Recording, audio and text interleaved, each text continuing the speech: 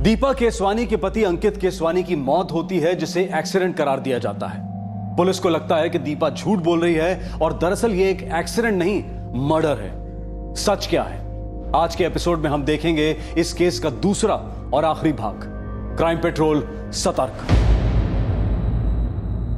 बलदेव पाजी, वो बंदा अंकित टपक गया है। हाँ सुना, एक्सीडेंट केस दर्ज हुआ है। फिर भी मैं निकल ले रहा हूँ अपनी सेफ्टी के लिए। ठीक है निकल।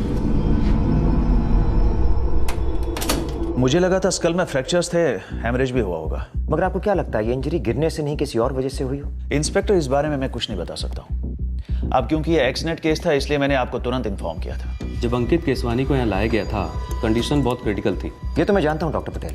आप सिर्फ मुझे ये बताइए कि ऐसी इंजरीज गिरने के बजाय किसी और कारण से हो सकती हैं। इंस्पेक्टर, हमारा काम अनुमान लगाना नहीं है। हमें बताया गया कि इंजरी फिसल कर गिरने से हुई है। डॉक्टर, पेशेंट को पहले तपस हॉस्पिटल में लेके गए थे। ये वहाँ की रिपोर्ट है।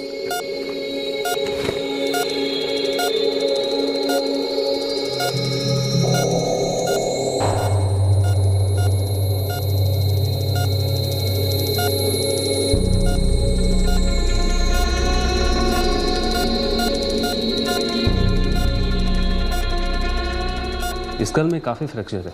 काफी गहरा कंकशन भी है।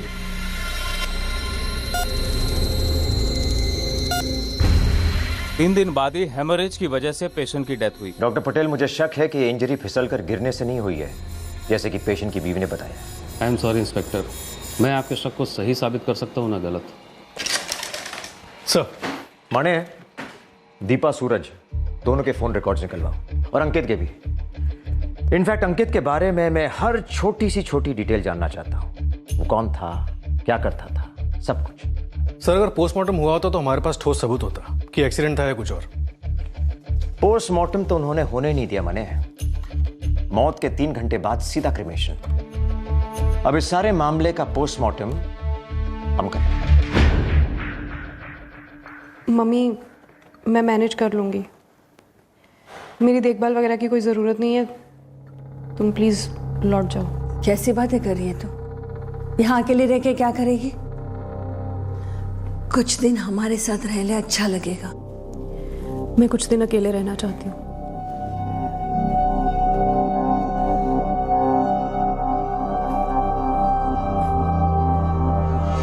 एक बात बता, तेरे और अंकित के बीच में सब कुछ सही तो था ना? बस यही बाकी रह गया था कि मेरी अपनी माँ भी मुझ पे शक करे कि मैंने अपने पति को मार डाला। कैसी बातें कर रही है तू? पागल हो गई है? मैंने तो बस यूं ही पूछ लिया था। तेरी फिक्र हो रही थी ना, इसलिए। सर, अंकित केसवानी हमारी कंपनी में सेल्स में था। हम लोग मोटर पंप्स के डीलर हैं सर। आप अंकित और दीपा केसवानी को कितना जानते थे? अच्छे से जानता हूँ सर। क्या उन दोनों के बीच कभी कोई प्रॉब्लम थी? प्यार था सर। अंकित कभी भी ऑफिस से घर जाने के लिए इतना उतावला कभी नहीं रहता था। उनकी शादी को सिर्फ 8 महीने हुए थे। और दीपा, क्या वो खुश रहती थी? हाँ सर, मतलब जब भी मैं उनसे मिला या कभी उनके घर गया या कभी वो मेरे घर आए, वो हमेशा ही बहुत खुश लगती थी सर। दोनों बहुत हैप्पी थे। Thank you.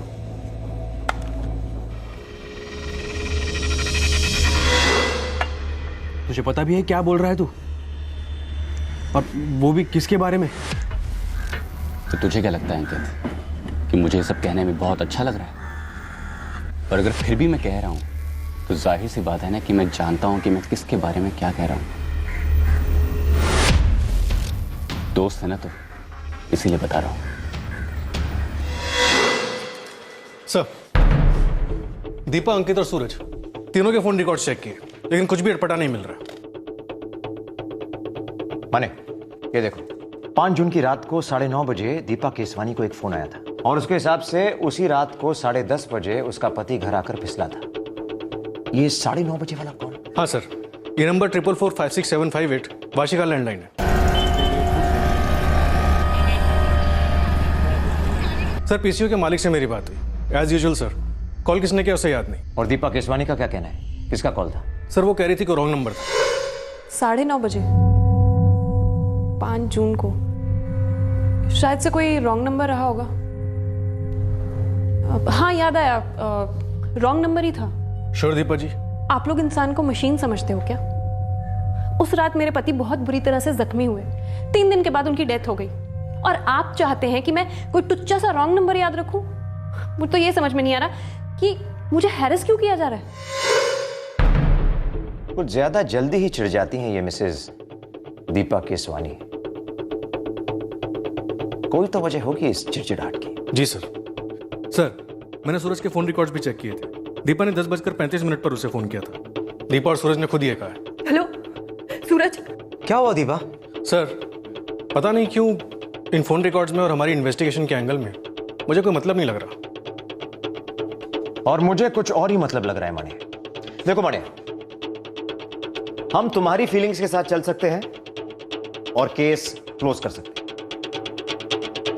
या फिर मेरी फीलिंग्स के साथ चलें तो शायद कुछ निकल सकता है, और नहीं भी निकला तो हमने कुछ नया सीख लिया होगा इंसानों इन्वेस्टिगेशन दोनों के बारे में।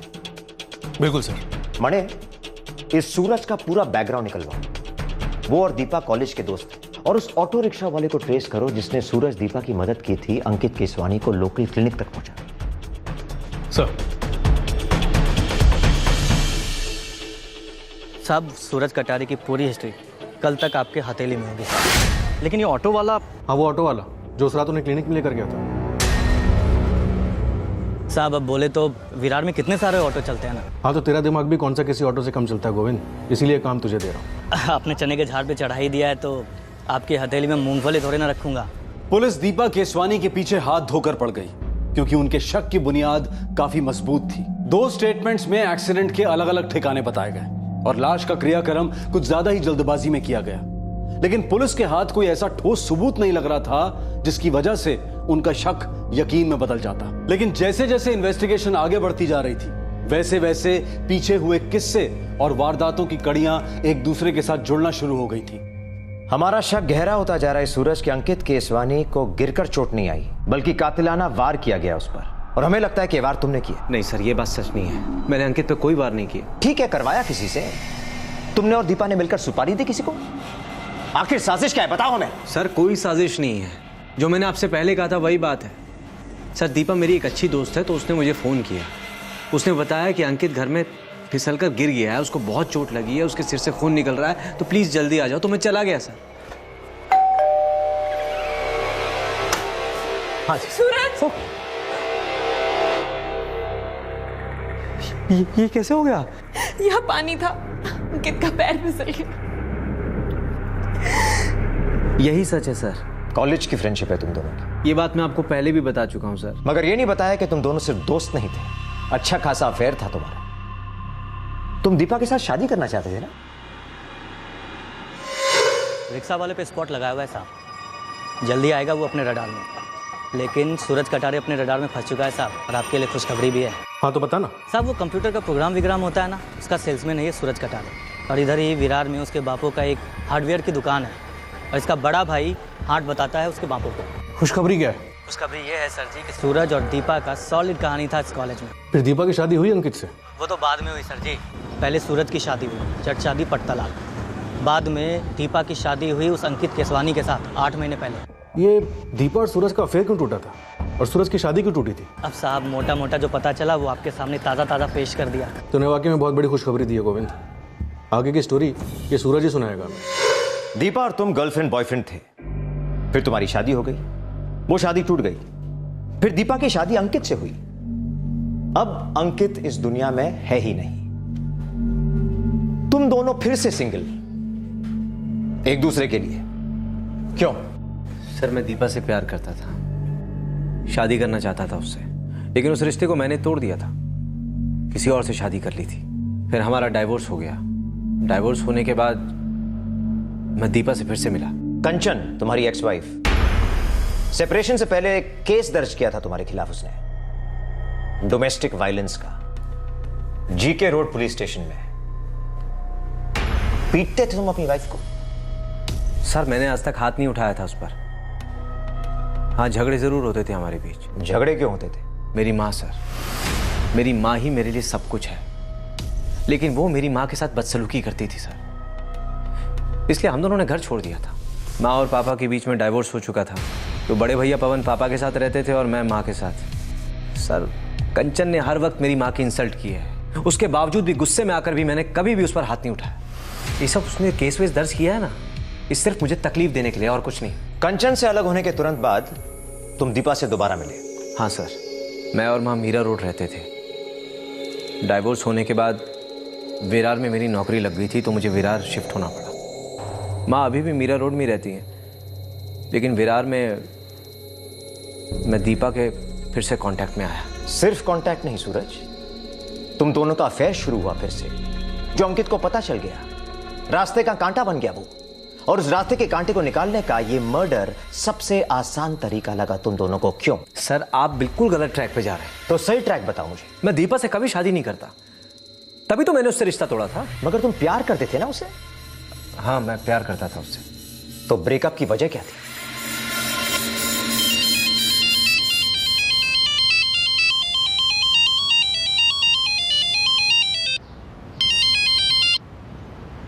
हेलो, हाँ दीपा, हाँ बोलो ना। हाँ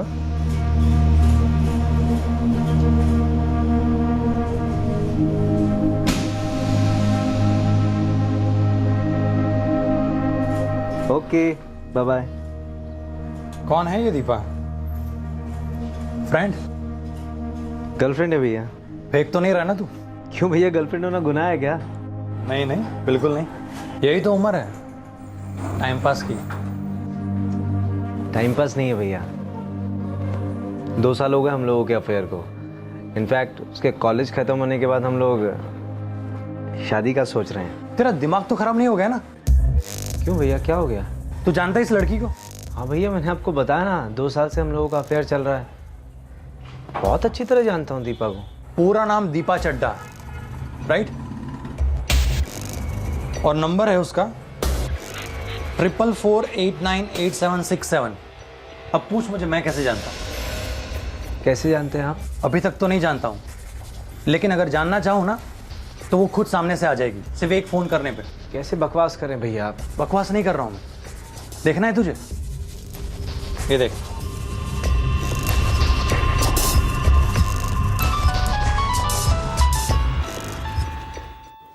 हेलो। हाय, दीपा बोल रही है? या स्पीकिंग। मेरा नाम पवन है और आपका नंबर मुझे हरीश ने दिया था। ओह हाय पवन। हाय दीपा, क्या मिल सकते हैं? मुझे वो मेरा मतलब है यू नो। हाँ हाँ, मैं समझ गई। बताओ कहाँ मिलना है? आज रात कैसा रहेगा? ठीक है। जगह है ना तुम्हारे पास? हाँ जगह है, उसकी चिंता मत करो आप। तो मैं शाम को 6 बजे आपको पिकअप करता हूँ सेंट्रल प्लाजा कॉफी शॉप से। ठीक है। हाँ, हरीश ने सब बताया ना, मेरा रेट और कितना एडवांस और बाकी सब भी? हाँ बिल्कुल, तभी तो मैंने आपको कॉल किया।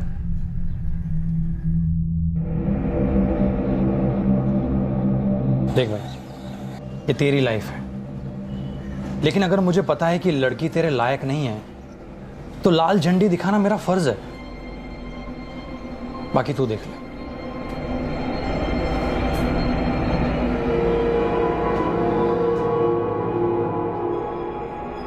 सूरज, माइंड मत करना, लेकिन अभी मुझे जाना पड़ेगा।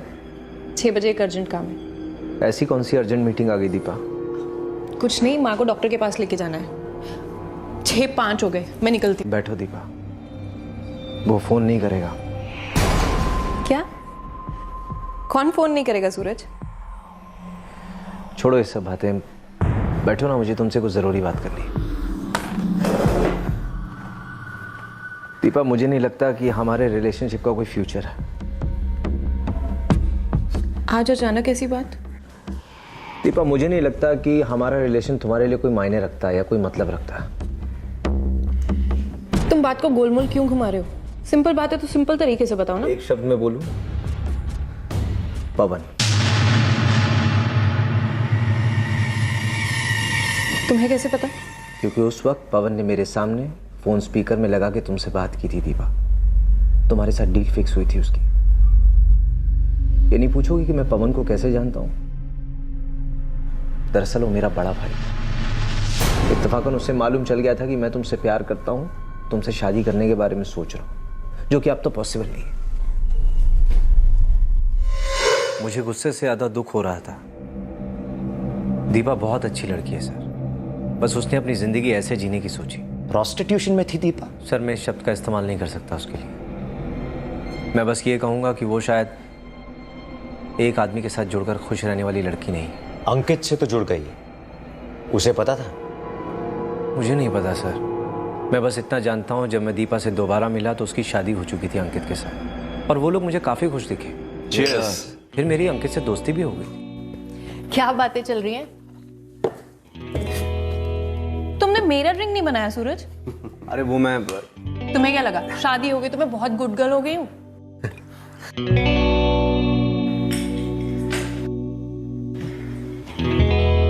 तुम्हें क्या लगता है सूरज, दीपा ने अंकित को मार डाला? नहीं सर, मुझे ऐसा नहीं लगता। वो बेशक अलग मिजाज और अलग तरह से जीने वाली लड़की है, वो अपने में खुश रहती है, लेकिन वो किसी को इस तरह का नुकसान नहीं पहुंचा सकती। हो सकता है अंकित को दीपा के अतीत के बारे में पता चल गया हो, दोनों के बीच में झगड़ा हुआ हो और गलती से दीपा के हाथों अंकित का मर्डर हो गया। मुझे चांस कम लग रहा है सर, फिर भी मैं ये बात दावे से नहीं कह सकता। पता है मैंने मुझे क्या लगता है, इस सूरज और दीपा के बीच में अफेयर चल रहा था। अंकित को इसके बारे में पता चला, उसने दोनों को धमकाया होगा।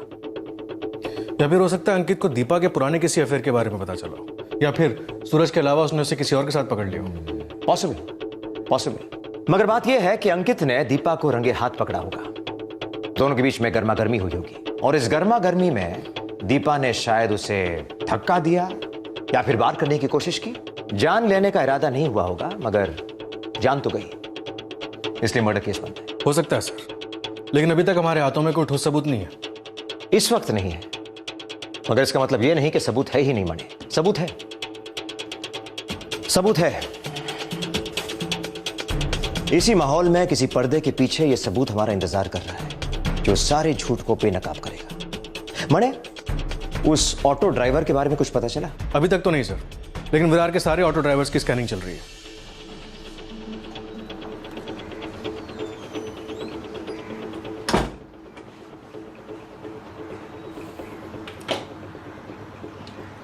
सच बोलना चाहिए था।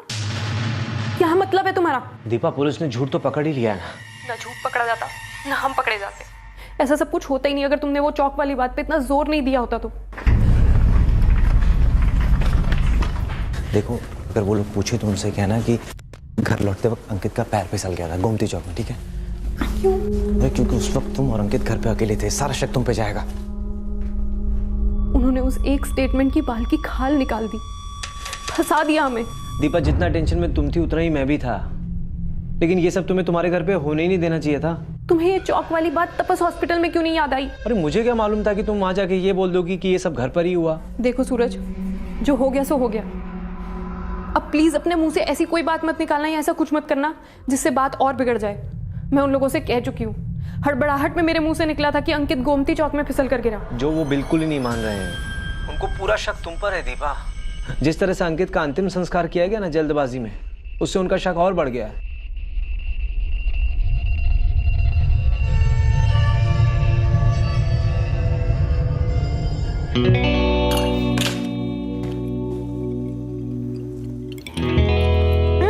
साढ़े 9 बज गए, मेरे सीरियल का टाइम हो गया, मैं जा रही हूँ अंदर।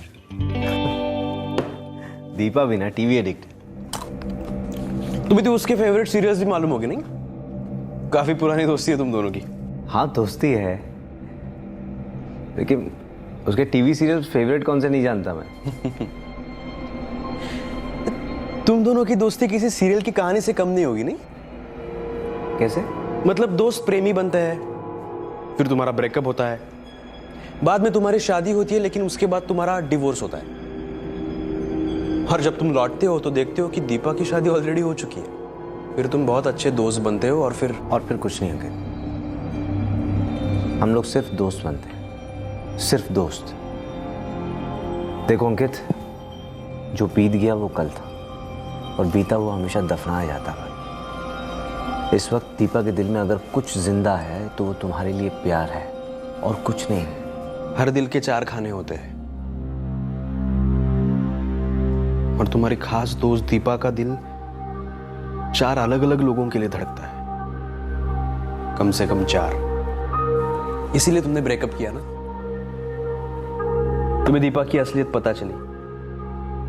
पता चला कि वो एक आदमी के साथ खुश नहीं रह सकती और तुमने रिश्ता तोड़ दिया।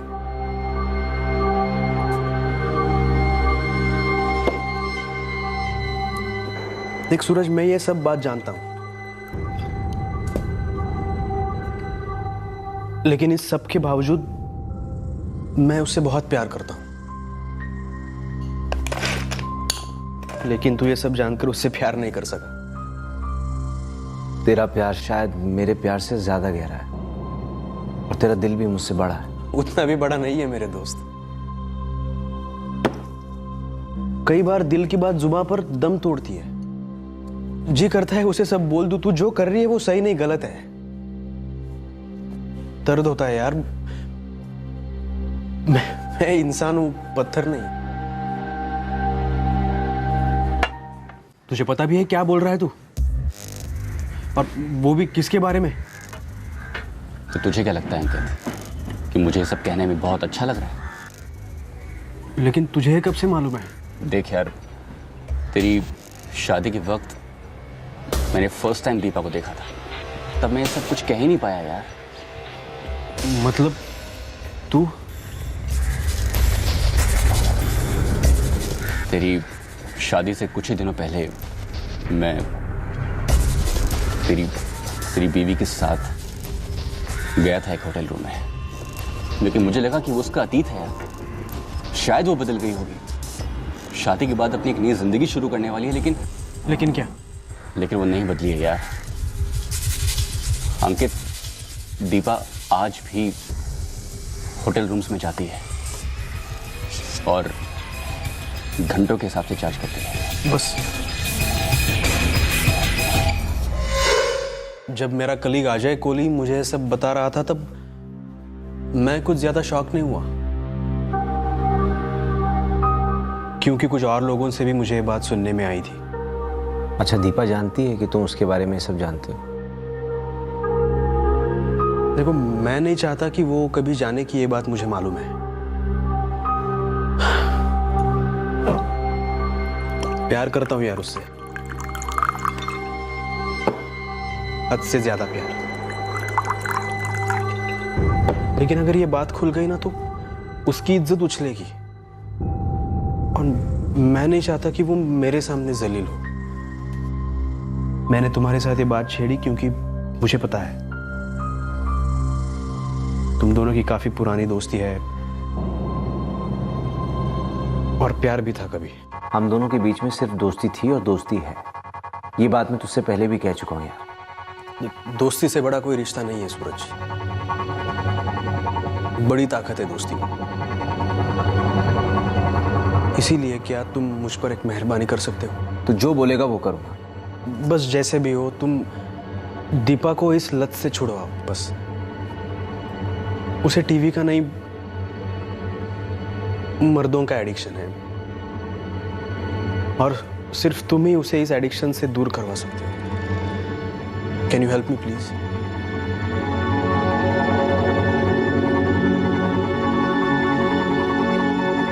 जिंदगियों में भूचाल आ गया था।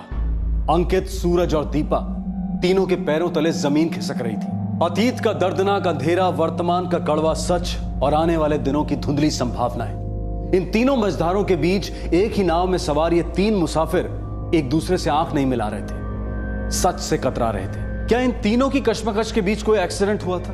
क्या एक ऐसा एक्सीडेंट हुआ था जिसे पुलिस अब मर्डर मानकर चल रही थी? आखिरकार इस केस की हकीकत पर इन्वेस्टिगेशन ने कील ठोकी थी।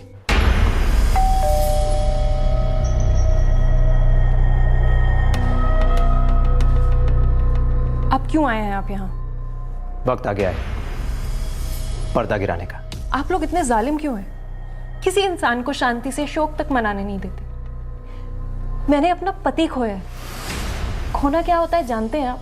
जानते हैं हम, खोना जानते हैं, पाना जानते हैं, और किसी को जानबूझकर दूर भेजना भी जानते हैं, इतनी दूर कि वो वापस लौटकर आ ही ना पाए। देखिए मिसेस केसवानी, जब एक जुर्म होता है ना, तो मुजरिम के जो करीबी होते हैं वो एक झूठ छिपाने के लिए लाख झूठ बोलने को तैयार होते हैं और बोल भी देते हैं। मगर अजनबियों पे दोस्ती का ऐसा कोई बोझ नहीं होता, वो हमेशा सच बोलते हैं। सर जी, वो कॉलेज में होता है ना, पढ़ाई के बाद और पढ़ाई, PhD वेचडी। अपनी तो विरार में ऑटो रिक्शा वालों पर PhD हो गई। पास हुआ? First class first. ऑटो वाले की यूनियन, उसका अड्डा, ऑटो वाले की चौलें, सब छान मारा, तब जाकर आपका आदमी हाथ लगा है। नाम है कैलाश पाटिल। कहाँ मिलेगा? कहीं ढूंढने की जरूरत नहीं है सर जी, आपके लिए लेकर आया हूँ। यहीं मेरे बगल में खड़ा है। मुझे वो मेरे बगल में चाहिए, या थाने में, अभी के अभी। 5 जून की रात को तुम अपनी ऑटो में एक घायल आदमी को पुष्कर क्लिनिक ले गए थे। हाँ साहब, एक मैडम थी और उसके साथ दूसरा वो साहब था और एक आदमी बेहोश पड़ा था साहब। वो मैडम जो थी उस घायल आदमी की पत्नी थी। उसका कहना है कि उसका पति घर पर फिसल कर गिर गया, उसके सर पर चोट आई, वो मर गया। हमारा सोचना है वो झूठ बोल रहा है, ये मर्डर केस है। साहब बच्चे की कसम खा के कह रहे साहब, मेरा इसमें कुछ नहीं था साहब। मैंने तो उस आदमी को बस डॉक्टर के पास छोड़ा था साहब, मदद की थी साहब। वो जो मैडम थी और उनका दोस्त था, उन दोनों के बीच में बातें क्या हो रही थी? वो बात नहीं, आपस में जबरदस्त झगड़ा कर रहे थे साहब। किस बात पर? ये तो नहीं मालूम साहब, लेकिन वो मैडम मतलब सटक गई थी उसकी उस आदमी पर। तुम्हें ये नहीं करना चाहिए था सूरज। मुझे क्या मालूम था ऐसा होने वाला है? तुम्हें नहीं पता था, ये नहीं पता था कि अंकित घर पे होगा? नहीं मालूम था बाबा। कैसे नहीं पता था? अक्कल के घास चरने चली गई थी कि एक बार तुमने SMS या फोन करके भी नहीं पूछा। चुप करो, बहुत हो गया। अरे मुझे लगा तुमने सारा अरेंजमेंट घर पे किया हुआ है। अरेंजमेंट? कैसा अरेंजमेंट? बोलो। हाँ? झगड़े का मुद्दा तो समझ में नहीं आया साहब, लेकिन ये बात साफ है कि उस घर में कुछ तो लफड़ा था साहब। उस रिक्शे वाले का ना तो कोई स्वार्थ है, ना फायदा, ना मतलब, इसलिए उसके झूठ बोलने का 0 चांस है। मिसेस दीपा केसवानी, ये सब किया कराया आपका है और ये सारा अरेंजमेंट आप ही के घर हुआ था। उस ऑटो वाले ने कुछ कह दिया और आपने मान लिया? किस अरेंजमेंट की बात कर रहे हैं? उस अरेंजमेंट का नाम है बलदेव आहूजा। ताज्जुब हो रहा है ना आपको? इतना बड़ा राज हमें कैसे पता चल गया? मगर यह भी एक राज है जो मुजरिम को जेल जाकर समझ में आता है। जी हाँ मैडम, जेल आपका इंतजार कर रहा है, वहां आपको सब कुछ समझ में आ जाएगा।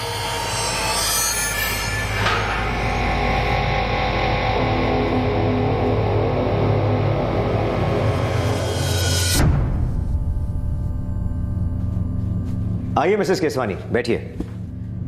वैसे मिस्टर बलदेव आहूजा हमारे दूसरे मेहमान खाने में है, अच्छी खासी खातिरदारी की जा रही है उनकी। बैठिए। एक राज की बात खोलूं आप दोनों से। वैसे इस केस की सारी कड़ियां हमने तकरीबन पहले ही जोड़ ली थी, बस एक कड़ी बाकी थी आपकी। थोड़ा मुश्किल पड़ रहा था क्योंकि आप शुरुआत से ही अबला होने की एक्टिंग कर रही थी, मासूम बनने के दावे कर रही थी। मगर सच ये है मिसेस केसवानी कि हमने आपके हर दावे पर गिरे पर्दे को ना सिर्फ उठाया है बल्कि उसके चिथड़े उड़ा दिए हैं।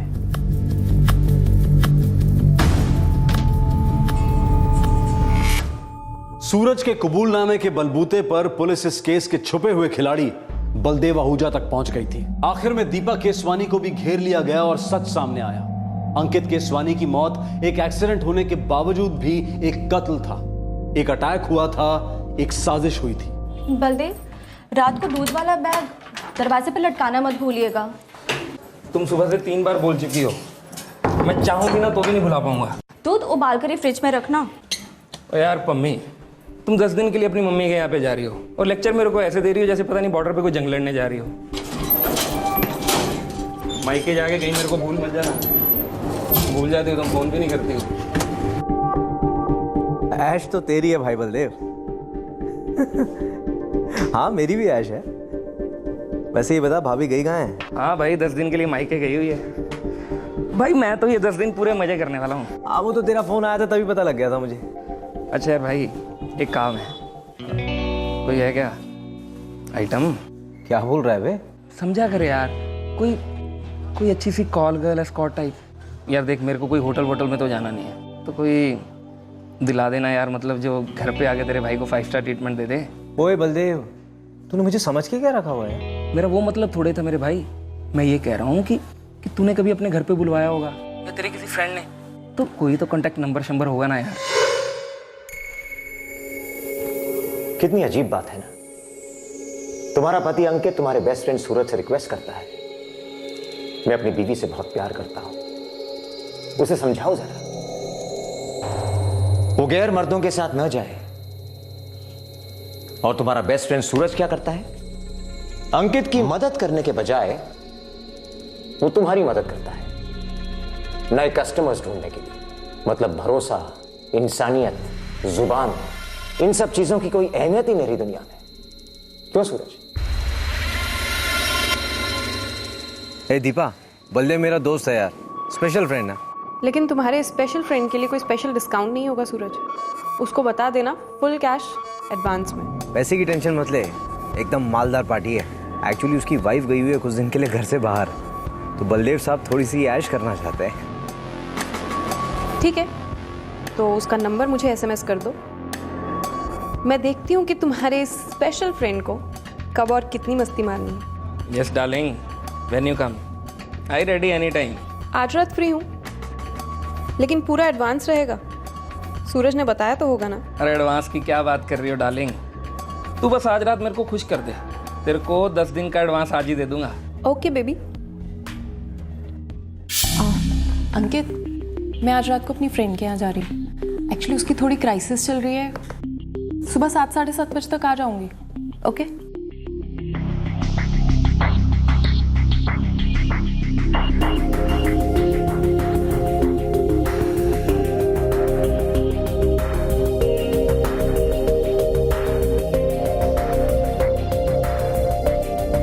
The number you have called is currently not reachable.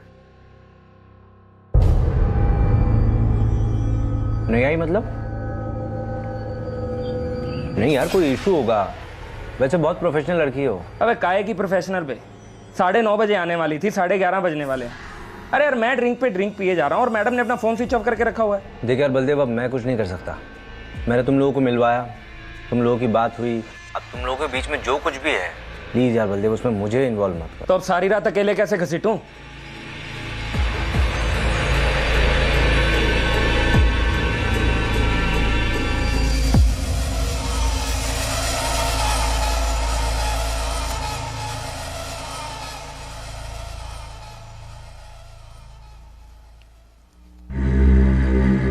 अब बुखार कम हो रहा है, लेकिन अभी भी बॉडी पेन बहुत है। 3 पेन किलर्स ले चुकी हूँ। तुम आज रात आराम करो ना, आज कहीं मत जाओ। मैं भी यही सोच रही थी।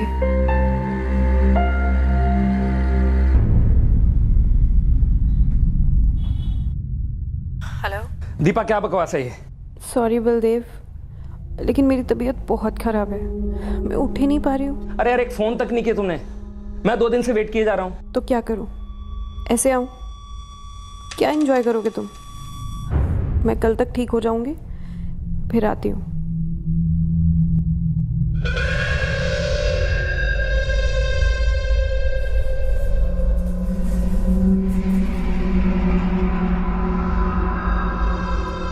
अरे यार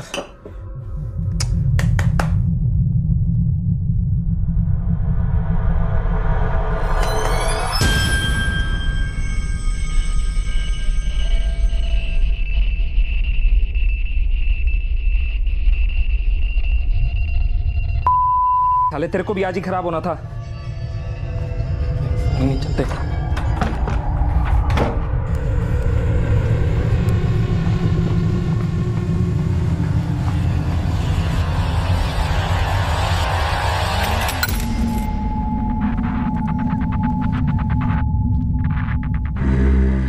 आराम से खाओ।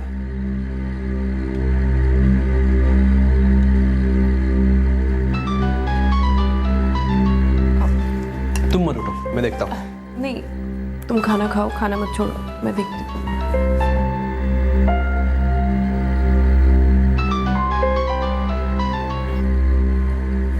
हेलो दीपा। कौन? दीपा, बलदेव बोल रहा हूँ। हाँ हाँ बलदेव, बोलो। तू आने वाली थी ना? मेरी तबीयत ठीक नहीं है, मैं अभी नहीं आ सकती। हद है यार, रोज सेम सेम बहाना। मैं कोई बहाना नहीं बना रही हूँ, मेरी तबीयत सच में खराब है, मैं अभी नहीं आ सकती। भी मारा है तो साली किसी ने 4 पैसे ज्यादा दे दिए होंगे, बस तू चली गई उसके साथ। देख, उसको छोड़ के अभी के अभी मेरे घर पे आ जा। जितने पैसे तेरे को वो दे रहे हैं ना, उससे कहीं ज्यादा मैं दूंगा तेरे को साली। एक और बार तुमने बदतमीजी से बात की ना। ओके सॉरी डार्लिंग, प्लीज मान जाओ, आ जाओ, टैक्सी भेजूं? तुम्हें एक बार सुनाई नहीं दिया? मैंने कहा मेरी तबीयत ठीक नहीं है, मैं नहीं आ सकती। नहीं का मतलब नहीं। साली तो कोड़ी। तुम्हारी हिम्मत कैसे हुई मुझे गाली देने की? कौन है वो? अंकित, पता नहीं, कोई फोन पे बस गाली दिए जा रहे हैं। साली 2 कौड़ी की धंधे वाली। तेरे को पता है मैं कौन हूँ? तेरे को पता है जितने जितने तेरे कस्टमर है ना, उससे कहीं ज्यादा मेरे पुलिस रिकॉर्ड है। साली एक चुटकी में तेरे को तेरे घर से उठा लूंगा, एक चुटकी में। हाँ, आजा। एड्रेस है या SMS करूं? कौन है बे? अरे मैं जो भी हूँ, तू पहले बता तू कौन है? बड़ा उठवाएगा नाम है। चल बोल, कहाँ मिलना है? सामने आ, चल। औकात में रह, तू अपने बाप से बात कर रहे तू। अरे सामने तो आ, जो भी है तू, और तू अपनी औकात में रह। सुन, अगर दांत तोड़ के हाथ में नहीं दिया ना, तो मेरा नाम भी अंकित नहीं। ओ अंकित फंकित जो भी तेरा नाम है, हंसा मत मुझे और चुप करके दीपा से बात करवा। सुन, अगर दोबारा यहाँ पे फोन किया ना, तो ढूंढ कर वहीं गाड़ दूंगा जिंदा। कोई कुत्ता भी नहीं सूंघेगा तेरी कब्र। अबे तुझे प्यार से बोल रहा हूँ, चुपचाप फोन दीपा को दे दे। अब अंकल को सच में गुस्सा आ रहा है। हाँ, मुझे मालूम है गुस्से को कहाँ घुसेड़ना है। अरे सामने तो आजा, गुस्सा तो दूर, रोना तक नहीं आएगा। कुछ अंदर नहीं जाएगा और कुछ बाहर भी नहीं आएगा। चल हट।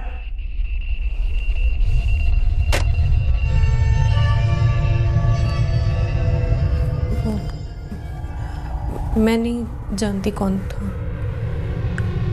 फिर उसको मालूम है अब मैं कौन हूं। चलो डिनर खत्म करते हैं।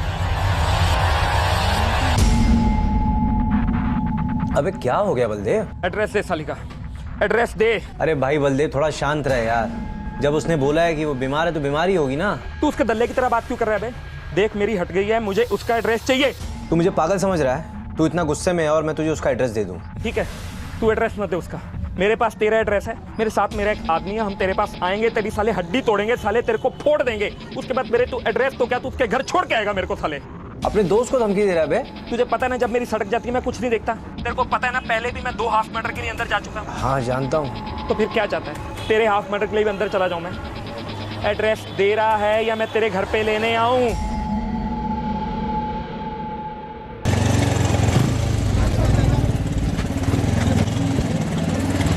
रॉड लिया सीट के नीचे। चल विरार निकाल।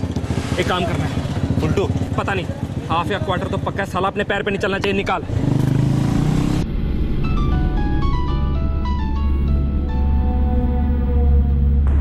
हेलो दीपा, तेरा बलदेव से कोई झगड़ा हुआ क्या? सूरज, वो तुम्हारा दोस्त ना एकदम घटिया है, 3rd क्लास सड़क छाप।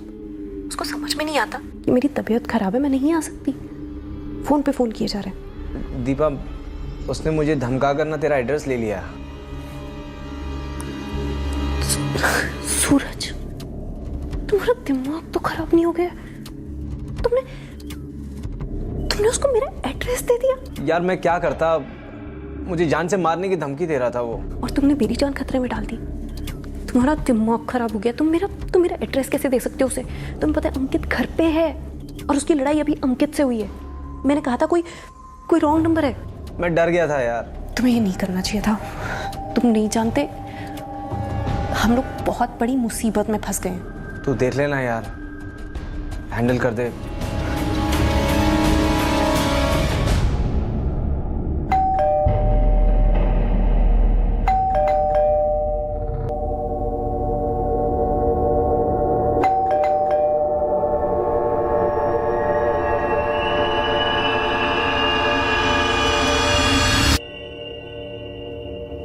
कौन है तू?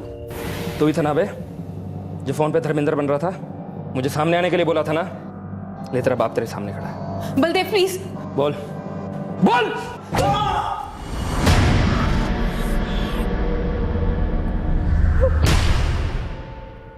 बलदेव पाजी, ये तो उल्टू हो गए। चलो निकलते हैं यहाँ से। चलो चल निकल। अंकित, अंकित,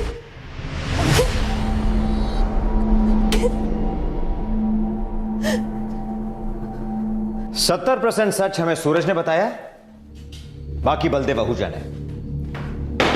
तो मिसेस दीपा अंकित केसवानी, सच यही है, अटैक हुआ, मर्डर हुआ और आपने हमसे सब कुछ छुपाया। मैं नहीं चाहती थी कि पूरी दुनिया को पता चले कि मैं क्या करती हूँ। आप जो करती हैं, उसने आपकी पति की जिंदगी छीन ली। मैंने अंकित की जान बचाने की कोशिश की थी, मुझे नहीं पता था ये सब हो जाएगा। जब हम कुछ गलत करते हैं, हम कई चीजों के बारे में नहीं सोचते, मगर वो होती जरूर है। और देखो, तुमने सोचा भी नहीं होगा कि जब से तुम्हारी शादी हुई है, अंकित को यह पता था कि तुम प्रोस्टिट्यूशन में इन्वॉल्व हो। यकीन नहीं होता? अपने दोस्त सूरज से पूछ लीजिए। क्यों सूरज, सच कह रहा हूं ना। अंकित ने सूरज के साथ सब कुछ शेयर किया था। इनफैक्ट वो सूरज की मदद ले रहा था तुम्हें इस दलदल से बाहर निकालने के लिए। वो तुमसे बहुत प्यार करता था और तुम्हारा ये दोस्त, ये गुड फ्रेंड, तुम्हें उस दलदल में पूरी तरह डुबोने पर तुला हुआ था। मेरी समझ में नहीं आता है कि अंकित ने तुम दोनों पे विश्वास कैसे किया।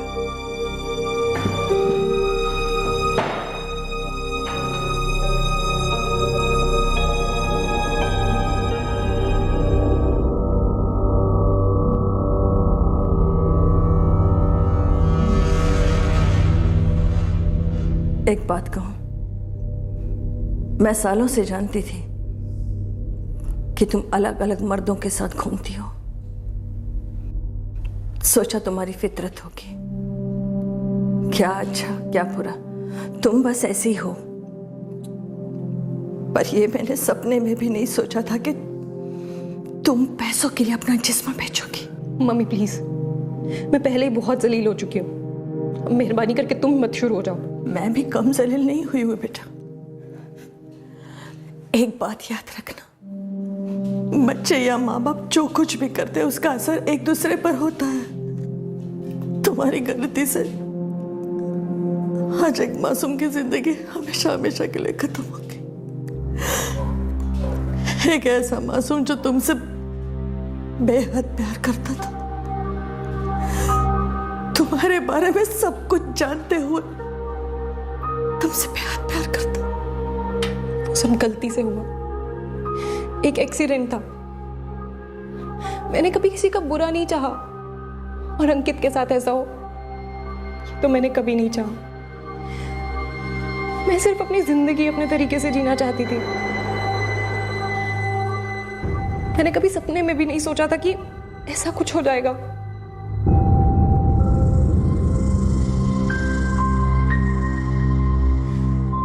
अंकित पर हुए हमले में बलदेव का साथी मुकेश अब भी फरार है।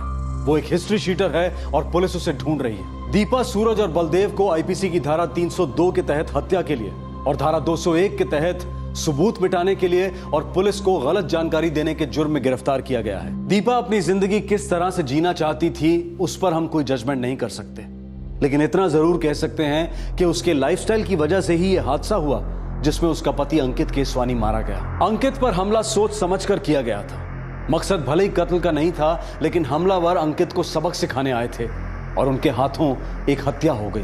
क्या यह मौत अवॉइड की जा सकती थी? एक तरफ दीपा को डर था कि अगर अंकित को उसके व्यवसाय के बारे में पता चल गया तो उसकी शादी टूट सकती है। इसलिए जब फोन पर बलदेव से झगड़ा हो रहा था तब उसने अंकित से झूठ कहा और कॉलर की आइडेंटिटी को गुप्त रखा। दूसरी तरफ था सूरज कटारा, जो जानता था कि अंकित दीपा की हरकतों से काफी हद तक डिस्टर्ब्ड है, लेकिन उसकी मदद करने की बजाय उल्टा वो दीपा को नए नए क्लाइंट्स दिलवा रहा था। क्या इस तरह के झूठ से, पीठ पीछे इस तरह की बेईमानियों से कभी किसी का भला हो सकता है?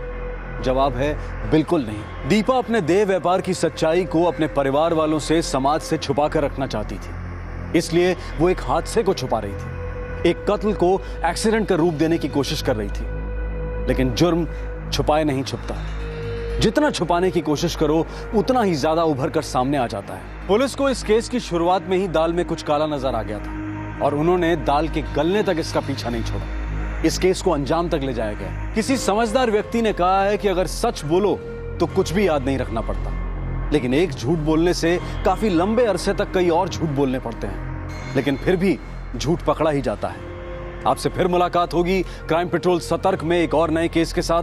तब तक अपना ख्याल रखें, सुरक्षित रहें और याद रखें, झूठ बेवजह दलील देता है, सच खुद अपना वकील होता है। सही वक्त, सही कदम, सतर्क रहें।